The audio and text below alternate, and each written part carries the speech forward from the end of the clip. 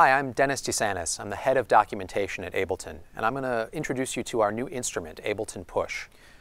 So with Push, we wanted an instrument that would allow you to create music without having to look at your computer. We've thought about the 4 fundamental things that you need to do to make a new piece of music. Deal with rhythm, deal with melody and harmony, deal with changing your sounds, and dealing with musical form, how you structure your musical ideas over time. So first I'm going to show you how we approach working with rhythm on this instrument.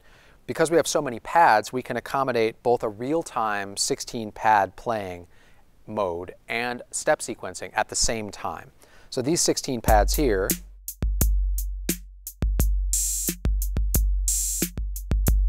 work for playing in real time. These 16 pads to the right allow you to adjust the length of the loop that you're working on, and these 4 rows up here are for step sequencing. So the pad that I last played is selected for step sequencing.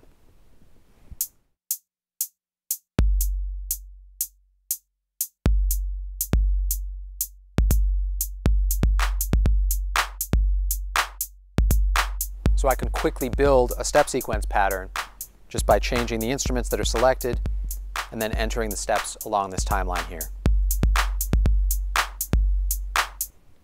So for dealing with melody and harmony, when you have a pitched instrument selected, Push automatically reconfigures the pads to deal with pitches.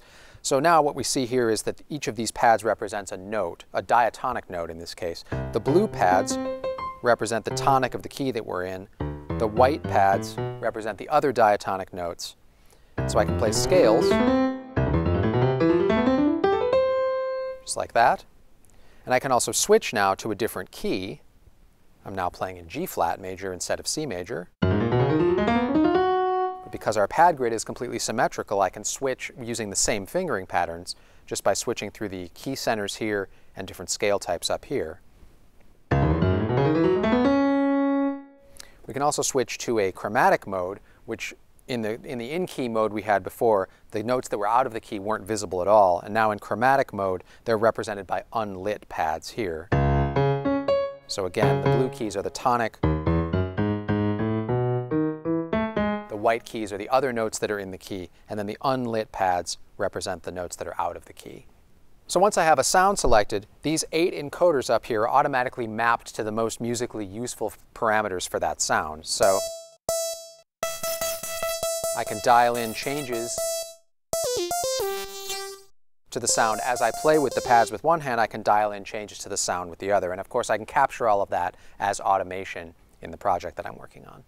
So far we've used these pads to enter notes. We can switch from note mode to session mode when we want to start organizing our musical ideas. And now, instead of representing individual notes, the pads actually launch an entire musical idea.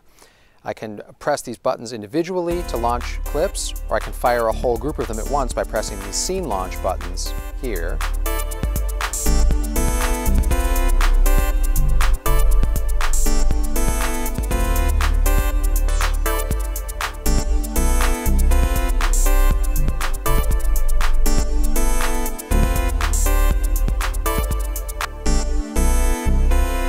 So once I have built musical ideas using the note mode, I can use session mode to organize those musical ideas and start preparing a complete song from the stuff that I created in note mode. So that's a quick look at how you make music using Ableton Push. If you have any further questions, please contact your Sweetwater sales engineer.